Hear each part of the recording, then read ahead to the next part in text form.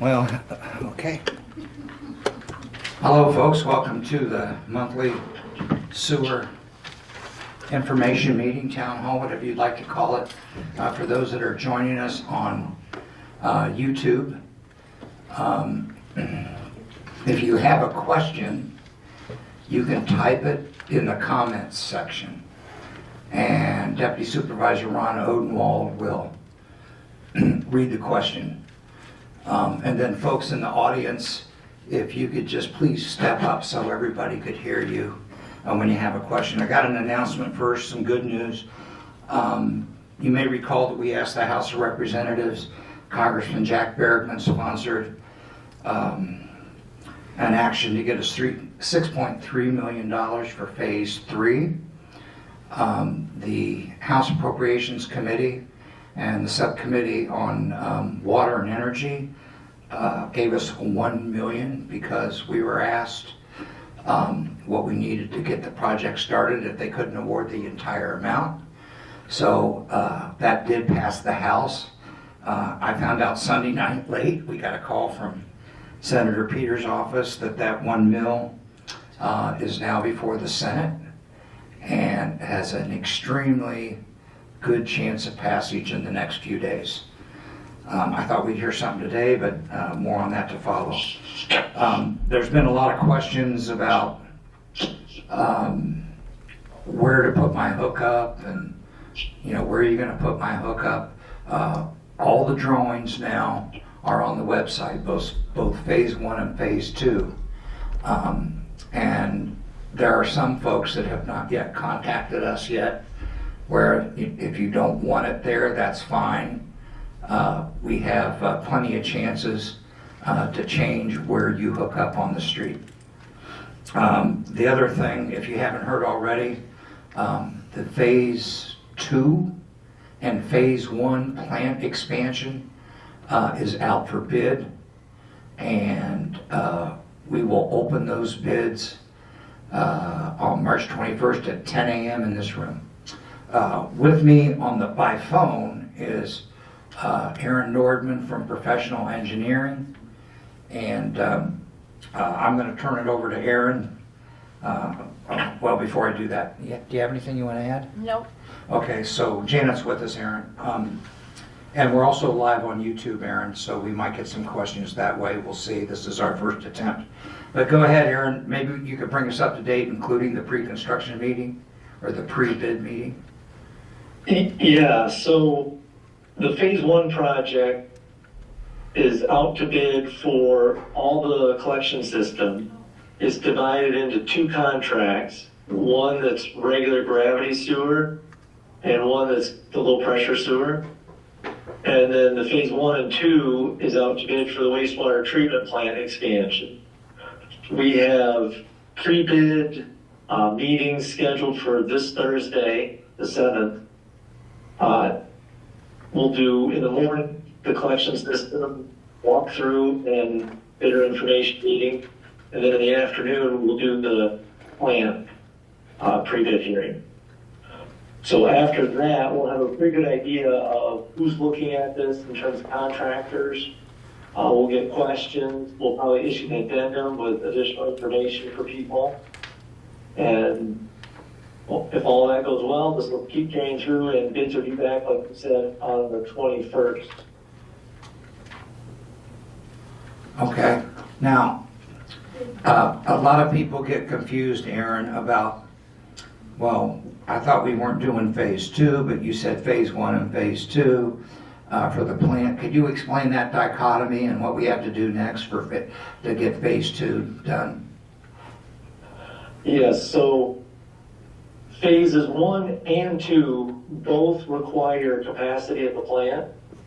So what we did is we rolled those 2 phases together in terms of expansion of the plant for the economy of scale and doing that work at one time.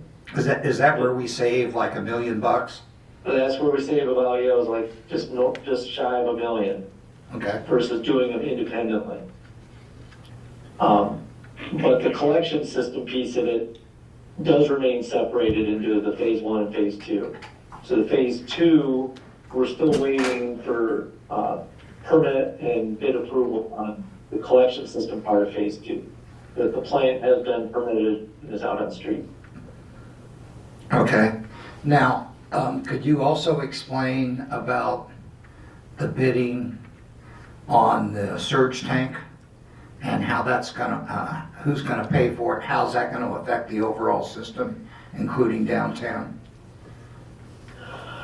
Yeah, so the surge tank construction is part of the wastewater treatment plant expansion. The surge tank is basically going to be integrated into the overall capacity of the plant. It'll do a couple things. One is it gives the operator flexibility to take portions of the plant offline and use that as surge capacity. And then it also gives you the ability to have some future capacity that could utilize the summer flows being evened out in that surge tank to maintain your discharge limits. Okay.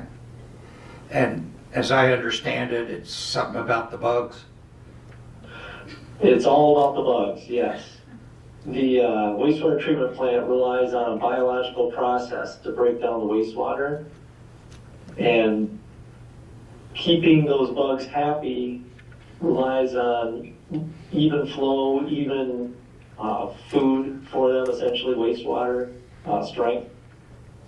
So the more flexibility you have in the operation of your plant for a community like Indian River, where you have a high variation in these seasonal flows, the better consistency you get in your discharge. Mm-hmm. And don't we have like uneven flows even during the day and the afternoon, or aren't there peak times? Yeah, they call it a diurnal cycle. There is a peak during the day, in the morning when people are getting ready for work, and then again in the evening. Okay. So is there anything else you want to say, or should we take questions? I would say go ahead and take questions. Okay, so if you have a question, you can step right up to the podium and ask a question. Ron, do you have anything? No comments? Okay. Go ahead. No, you go ahead. Ladies first. Ah. I insist. I'm supposed to press that button. Hold it down. There you go. I dropped this off at your office yesterday. Yeah, I have it. Just want to make sure you received it. Yeah, I have it. Okay, the gentleman asked me to follow up. Yeah, so sure. I'm doing what he's asked. Yeah, no problem. Okay, are you going to be able to get back with him? Yeah, Okay, thank you. yeah. Thank you very much. I assume that this sewer line is going to go right down the middle of the road. Am I correct? Depends on where you are. Is that a good answer, Aaron? How about It does depend where you are, yes. Okay, my question is what are you going to do if it goes down the center of the road? What are you going to do with the 90-footer white pines that are real close to the road? Like the plow has to avoid. They're that close. Did you hear that, Aaron? Yeah, are you thinking about like the root systems or something like that? Well, I was concerned about not concerned because it doesn't matter to me or not, but there's quite a few big white pines that are directly In the right of way. in the right of way of the road. And I've always been taught that the root system goes for water, and evidently they grow, the root systems. I don't know if they rupture the pipe in 10 years or not. Yeah, so we did in the survey process try to locate significant trees. So we do try to avoid them. There's some areas where we might have to take a tree, but the modern construction of sewer involves watertight seals in plastic pipe.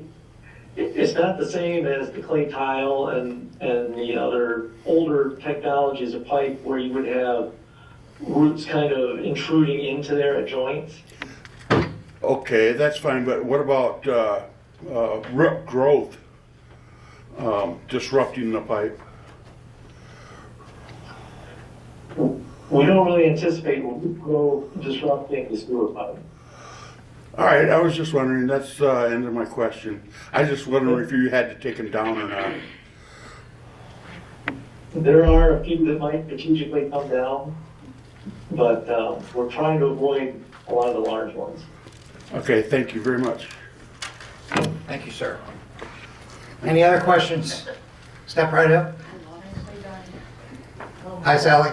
You know I always have questions. Well, that's good. I may not have the answer, but I'll get you one. Is it on? Just- Yeah, it's on. Just push it down. It's on. There you go. You might have to be patient with me because Sure. sometimes I have to think about how to word the questions so that you understand that with my lack of knowledge, what I'm trying to get to. But Well, mine too. when you said the drawings are on the website, is that under the sewer Yes. project area where the bid package or whatever it was, it's under that? Yeah, so if same- you go to sewer expansion, right, and at the very top, it's got all the bid, the plant bidding stuff and the drawings for phase one. Am I correct, Aaron? Yes. Okay, and then right under that, I moved up the phase two drawing so people wouldn't have to scroll all the way down. Okay. And then if people want to see the USDA application, like our contract with Aaron, our contract with the financial advisor, our contract with the lawyer, that's off to the left where it says phase one sewer documents and phase two sewer documents. Okay. Sometimes I have trouble getting around from point A to point B. Yeah, so do I. Took me a long time to find out where you hid the bid or the Yeah, we just put that up there. meeting package.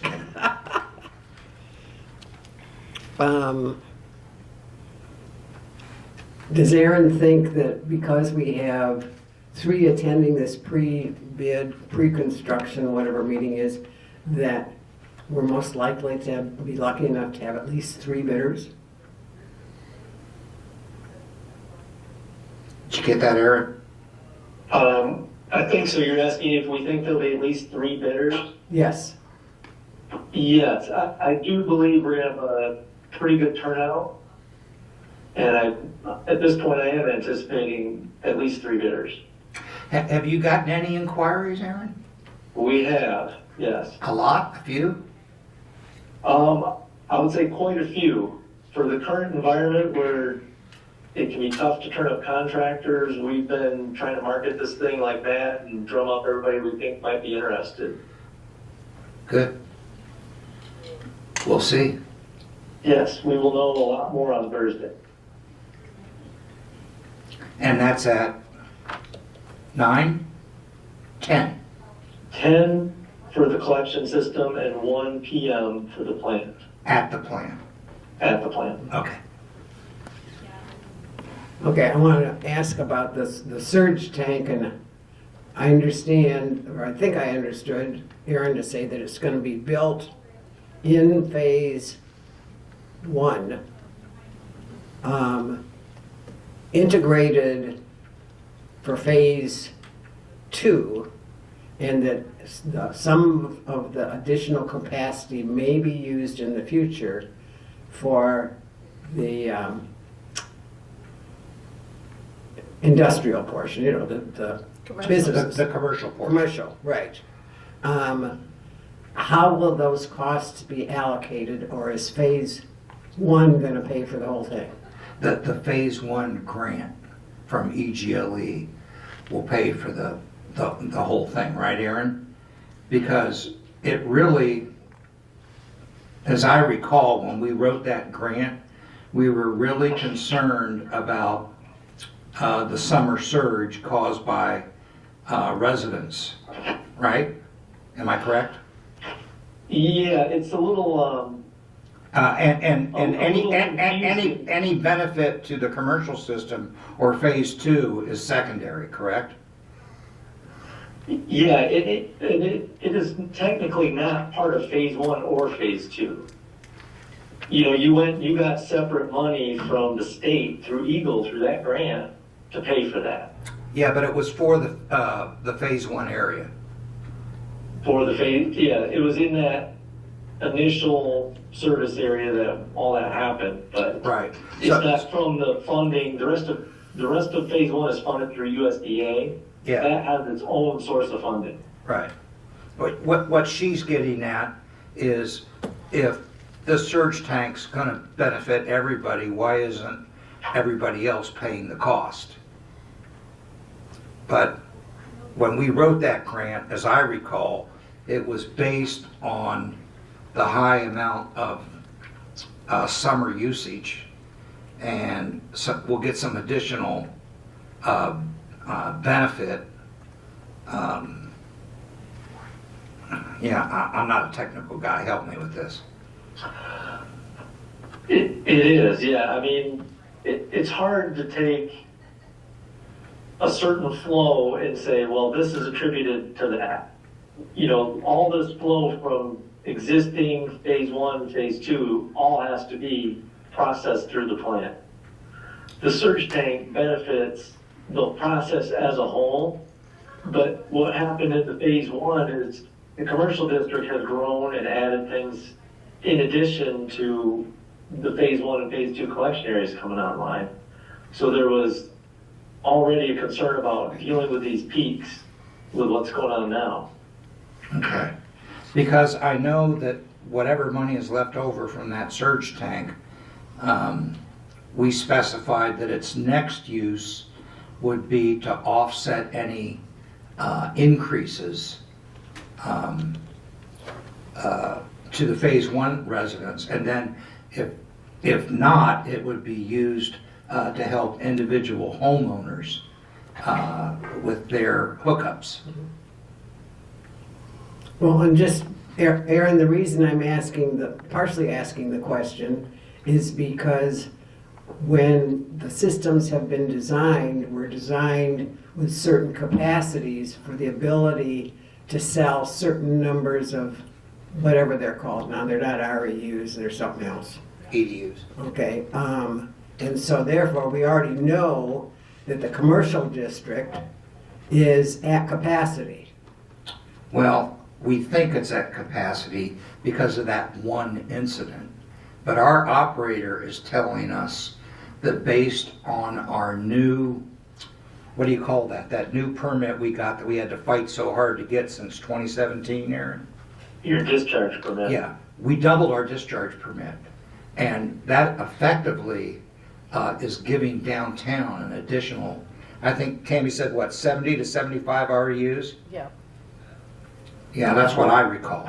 Okay, that's good to know because that's something that we didn't know. We knew that there were X number of Right. REUs that were designed into the commercial system and that when we were calculating with phase one and phase two potential costs, that in fact there were certain number of REUs that had been assigned Right. and that there were excess.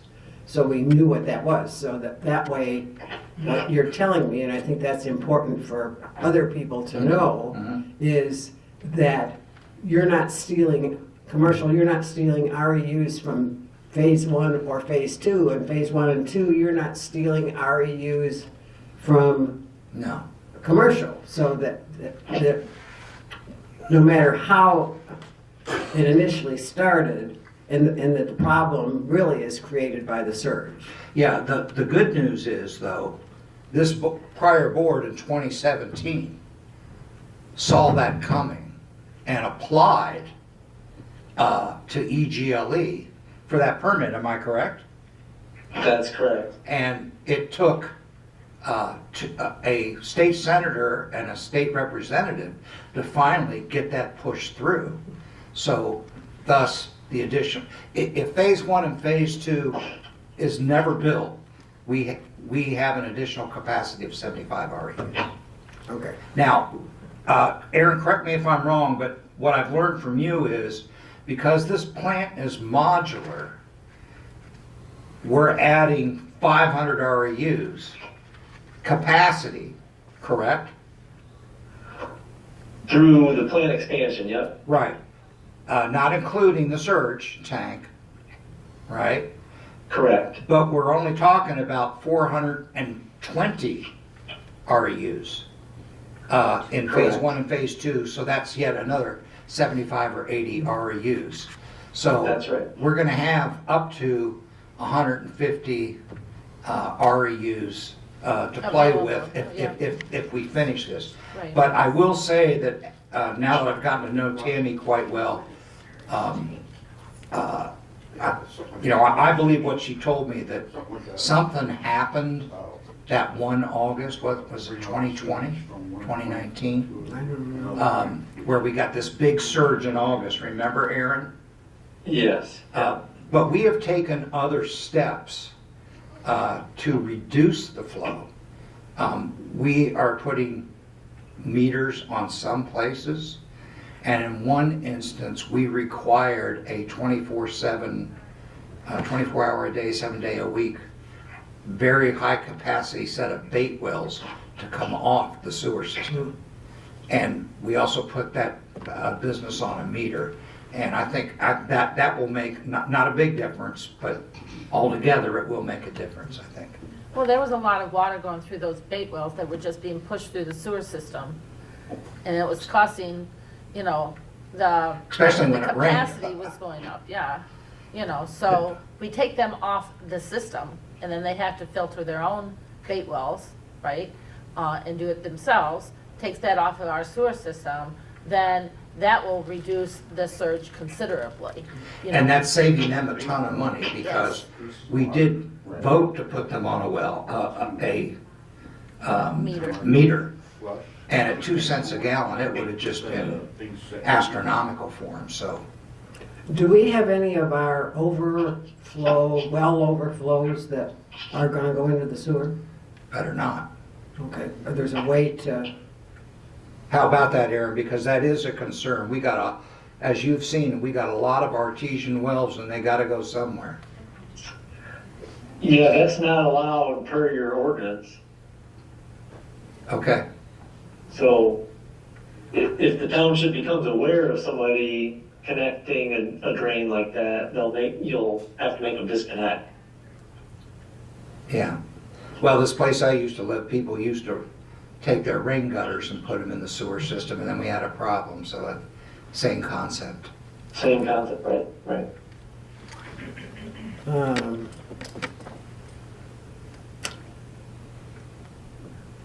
well, I don't wanna take up all the time. No, go ahead, we have plenty of We time. have plenty of time. You have to remember, it's called senior moments. Hey, that's okay, I have it every day.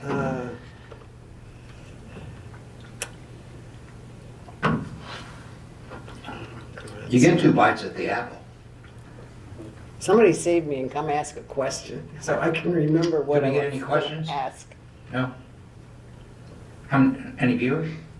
Good. Tell me more about how much time or how I'm supposed to do it if I'm not sure where I want my connect.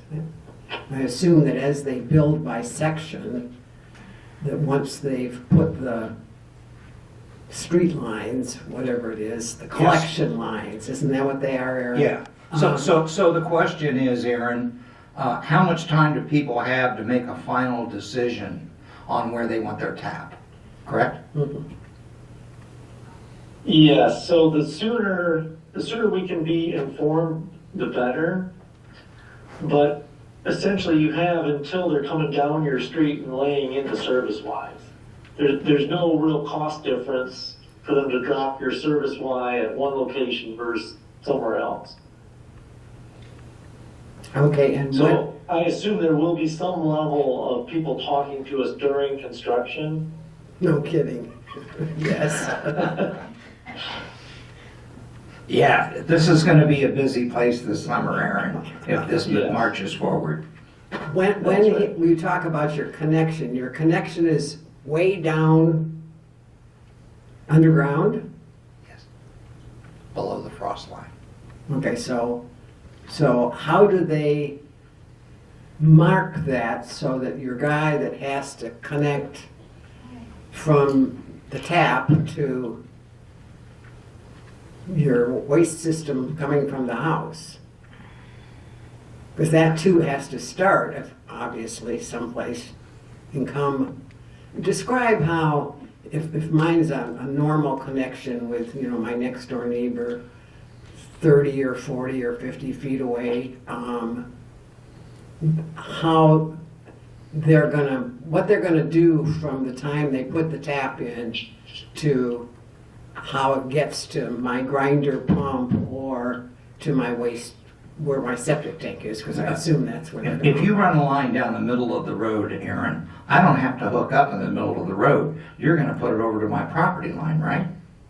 That's right. Everybody gets their service at their property line. If you have a pumping system, there'll be an actual metal valve box that has a valve that's shut off. So you can make the connection without any back pressure against you. And if you have a gravity service, we run a 2x4 wooden post up above grade, and there's a little piece of rebar, so if that gets lost, you can metal detect it, so you can find the connection point.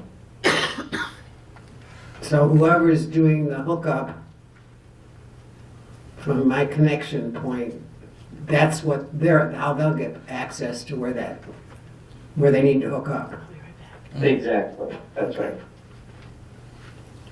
I still can't remember that question. Well, she's gonna ask a question, but you can come back up if you remember. You gotta come up so we can hear you. Yeah.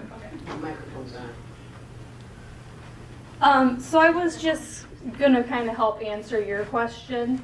So you want to come out of your house wherever your septic tank is, and have the tee off right there, so you can just do a straight shot right into the sewer. Unless you live on a giant hill like she does. Yeah. Well, you're still gonna have to come out in line with your tank. things. Yeah, and fish. Yeah. And also, so we kind of put together a flat rate. If you're under 50 foot from your hookup and you have just one tank to get rid of, like a gravity flow, then we'd be between 3,500 and 4,000 per house to hook up. 50 feet. Yep, under 50 foot. I can't imagine anybody being under 50 feet. But as far as like the distance of pipe and getting rid of one tank and topsoil and seed your way out and all of that, anything over that we have to just go by, the extra material and bid each one separately. Aaron, has pipe come down any? By the way? I don't think it's necessarily coming down. It seems to have stabilized somewhat. Okay. That's good. Okay. So Anything else? just putting that out there. Yeah, good. Okay, Thank you. thanks. Danielle? That's Danielle. Bridgewater excavating. Thank you. Hey, Sally, you could help us out. I don't mean to put you on the spot, but could you tell the story you told to me once about, you know, Like a 45. how when Dale was putting a lot of this in and it was too late and, they had everything in the wrong place? I need Aaron and everyone to hear that again. Remember that? Yeah, I told Aaron, because Yeah. I knew that Aaron might be confronted with the fact, hey, in the good old days, this is when we were putting the commercial sewer in. Yeah. And, Excuse me. Sure. Go ahead. and that the same thing sort of that Aaron's talking about while they're coming down the street, if you want to change, now's the time to do it. Well, that wasn't quite how it was offered. It was a matter of, remember, you're talking commercial districts, so that most of them are going behind their buildings. And everybody's different about what's behind their building and where you're going to bring your line in, and you have to avoid the grease traps for the restaurants and the whole bit.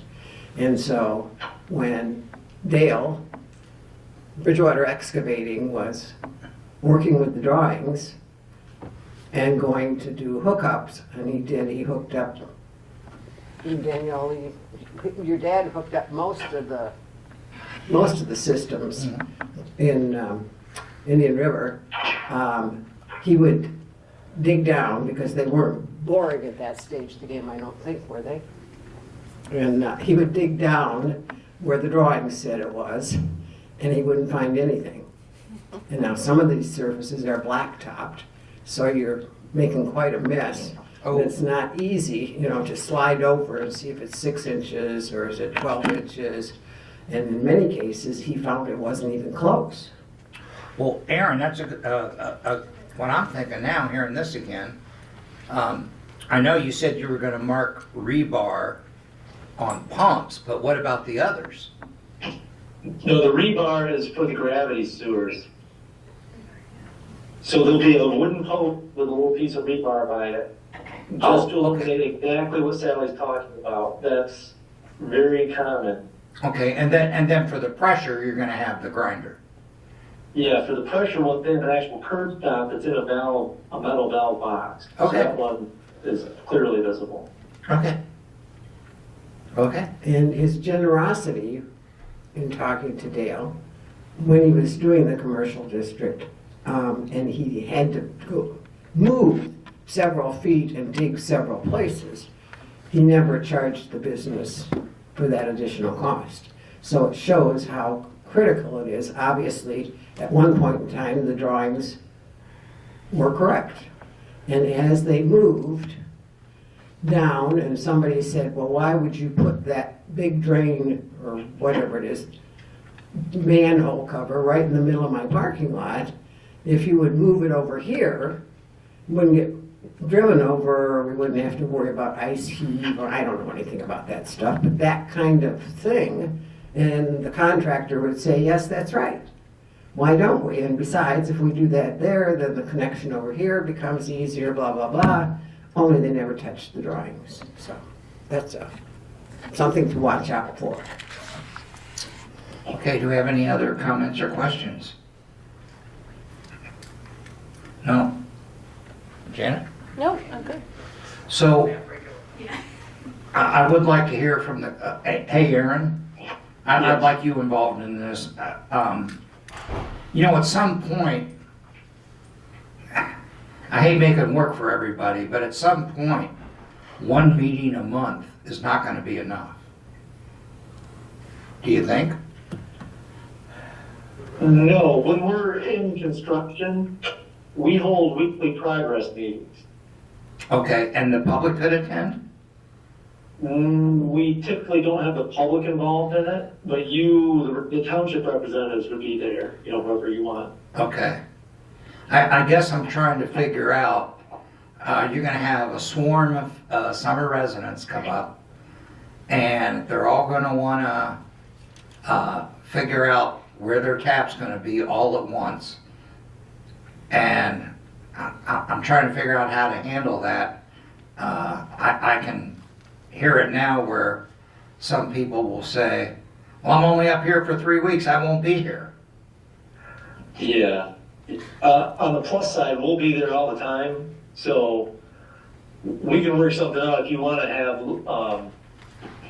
offer a few opportunities or schedule something where people can meet. Yeah, Or just open up. maybe just progress meetings. like open hours for you, like every Thursday at noon or something, or every other Thursday, something like We can that, figure something like that, yep, rather than just once a month. right. Because we just want to, at this meeting, we just want to convey, general information. We don't want to spend time getting down into the weeds, going through maps and blueprints and, well, let's give that some thought, eh? Yes, that's a good idea. I mean, you've been through this before, so. Yeah, really, the more communicating you do, the smoother your project goes anyway, so I'm all about it. Okay, anybody else have anything else? Yes, ma'am? Yep, no, it's fine. We have plenty of time. Oh, no. Sorry about that. Sally, wave at the camera. There you are, right there. There you are. I have my best side to the screen, right? Camera or whatever. Okay, okay.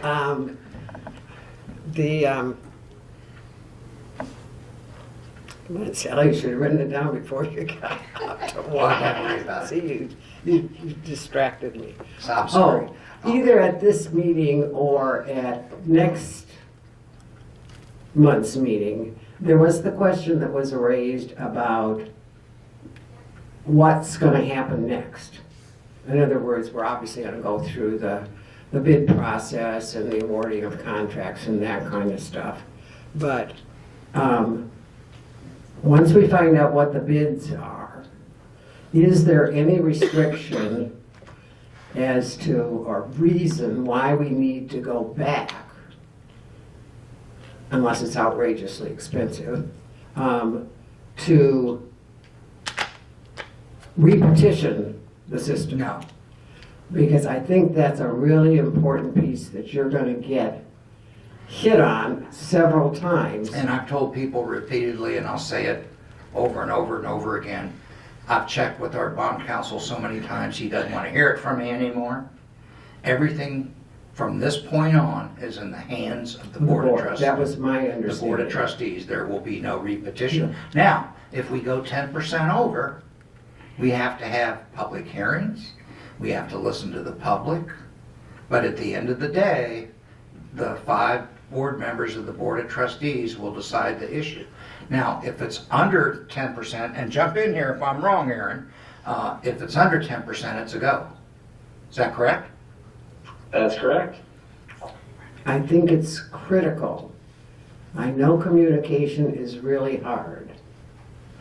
And we don't all communicate the same way. I mean, some people use YouTube and some people use Facebook and some people use Messenger. I have no idea what that is. Some people use the US Postal Service. I guess. Yeah. These days, you're taking your life in your hands if you do, but I think it's important because the feedback that I get from people up here, most of them, obviously we have some people that are upset. They didn't sign the petition to start with, and they haven't changed their mind. But we have other people who you can't start fast enough, and unless it costs double what was being talked about back when we went out for the petition process, people say, how fast can you hook up? So, even 30 days, they're nervous about, how many times am I gonna have to pump my system because the contractors aren't gonna show up in 5 minutes.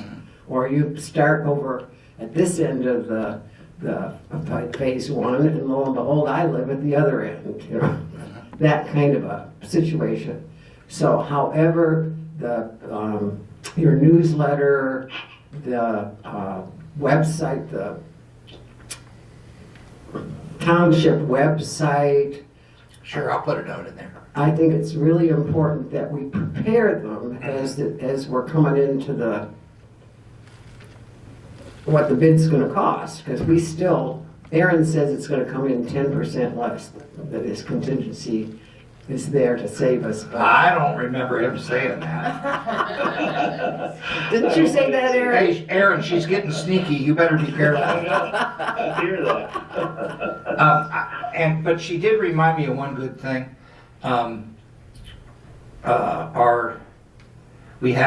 We still have a very loose-knit community organization called CHIRP. A couple people in this room are on the executive committee.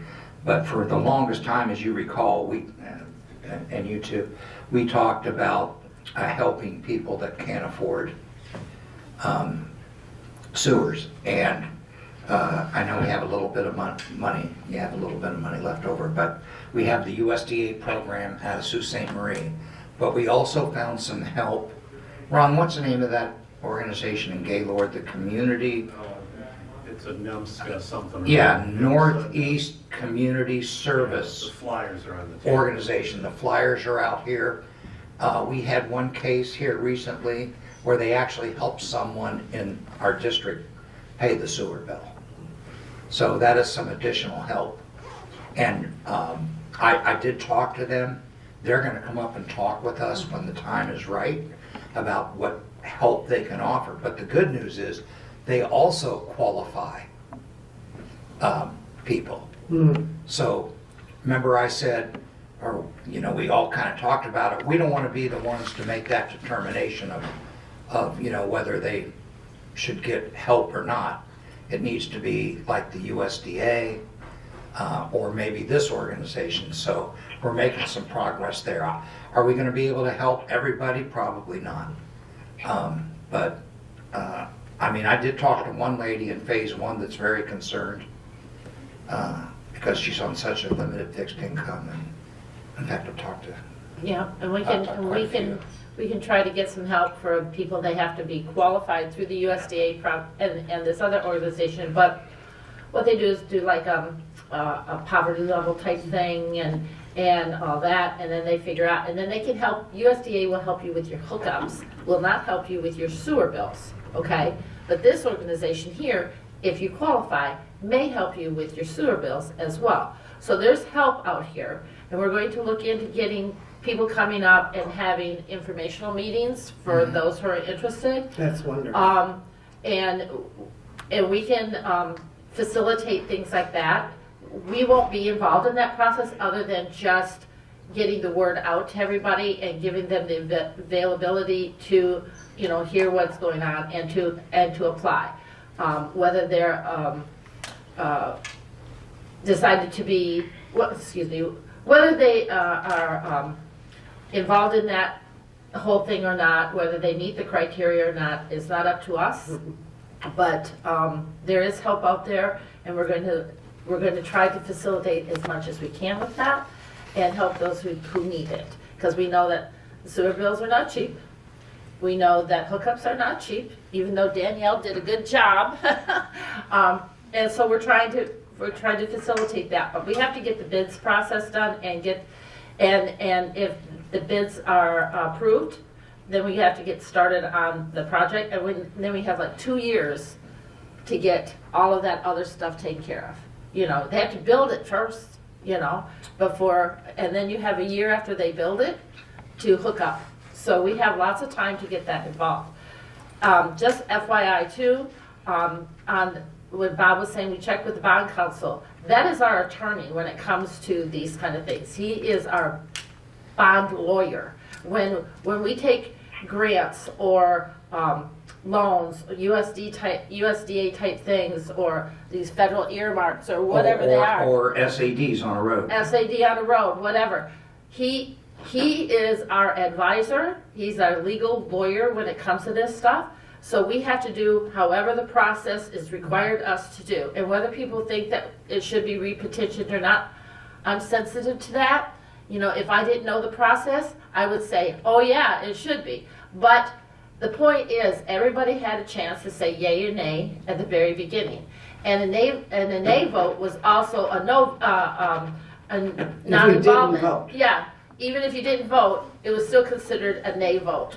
So therefore, everybody had a chance to say yay or nay at the very beginning. And then we have to start the process depending on the percentage that were of yay votes that were presented to us. So now we've gotten to this point, we can't go backwards. We have to keep going forwards to find out what the bid process is, and then the board will decide how to go forward on that. You know, that's just part of the process. We have to follow the law. We have to follow what our bond attorney says. And even though we may say, well, it sounds fair to have it re-petitioned, the people already spoke. Okay, but I understand that the problem is that somehow other, there's apparently a written piece of paper floating around someplace that says, and who said it, I don't know, and at that time it was probably very early in the stage, and with the commercial district, they did agree when they went out that if it came in 10% more, they would not move forward. And that's why it took them so long to get their first system off the ground, is because they had to find more money to the point where they could, through grants, Go that forward, they could yeah. go forward. And everyone is really grateful for that right now. I mean, at the time, it was very contentious, but I think if you talk to most of the businesses, if not all the businesses in town, they are tickled pink that they have the sewer system in. That I think so too. wasn't the horror that they thought it was going to be. Right. Well, I can tell you right now that if we went out and said we're gonna re-petition this, the supporters would have a cause of action against us in court. Well, I don't want to go there. I don't either. I'm just Yeah. cautioning you from Yeah. my perspective and from what the little I've heard is that communication is a tough way. It's tough to get good communication in this community, particularly this time of year. Right. It's hard enough when most of the cottages are full. And the other thing that I would ask you to consider, or maybe there's an alternative to that, is there a message board? And I want, the one that comes to mind, it's not very big, but it's the one right outside of the main door of the township, where people like Danielle, if they're gonna look for customers, you know, to hook up, or if there's somebody, and you would have to make a decision, it's not the usual put your card on the board like you get when you get into the restaurants, but that have a meaningful, an answer to a question that would be another way to communicate. Hey, as we say, if you want to know if there's going to be a meeting in town hall, you can go on the web or you can go to the front door. So if there's a way to communicate that way, Okay. I mean, I move around pretty good in this town, and there's lots of things that I'm surprised by. So I think that for those who are particularly coming in as summer residents, it's going to be really hard to catch up. Yeah. Yeah. Thank you, Sally. One thing I'd like to say too is that there may have been some miscommunication about whether you could re-petition or not re-petition early on in the process. It's a learning curve for all of us. This is the first time any of us have done this. We are learning as we go along. Sometimes things get said thinking this is the right thing to do, and then we find out, nope, we couldn't do that after all. That's what happens sometimes because it is a learning curve. This process is very complicated. It is more complicated now than it was when we put in the commercial sewer system. All the rules and the regulations are so much tighter, and we went from a volume like this to a volume like that thick of all our rules and regulations. So things have increased, not for the worse, I think it's for the better, but we are on a very tight restraint as far as what we can and cannot do. And so if there was miscommunication, I apologize by that, but you have to understand, you know, we're all learning. None of us on this board have done this before, so we're trying our best to make sure that we get that communication. Sometimes it's miscommunication, and we apologize for that, but we're trying to put our best foot forward and tell you what we know now, and that's what we're doing. So I apologize if there was miscommunication. Anything else? Go ahead, Ed. Short and sweet. Yes, is this on? No. Hello? Hold it down. Okay, oh, gee, okay. I just wanted to reiterate about the help that you were talking about and qualifying for help getting and hookups. It was my understanding when we first started talking about this that sometimes that was a grant and sometimes that was a loan. And I just wanted to clarify that that might be one of two things. Is that still correct? For hookups with the state. If there's money left over Right, from, The but this surge. is only for phase one, right. for the surge tank. And if it's not needed because of an overage, then that has to be divided equally amongst the phase one property owners for hookups. I understand that one, but you had also, or I thought we had also talked about at one time that there was a mechanism for people to apply to the USDA or to the state. Correct. For either a grant or a loan, depending on their Right. qualifications. So- So I just wanted to clear up Right. that it might be either or. It Right. depends Those on their two things. level Yes, of income. Income, okay. So it Sure. could be an outright grant, or it may be a no interest or low interest. Yeah, I just wanted to make sure that people understood. Okay. That's great. Thank you for that. Okay, folks, we're running out of time here, so I want to thank you all for coming, and hopefully we'll see you next month and have good news. Thanks for coming.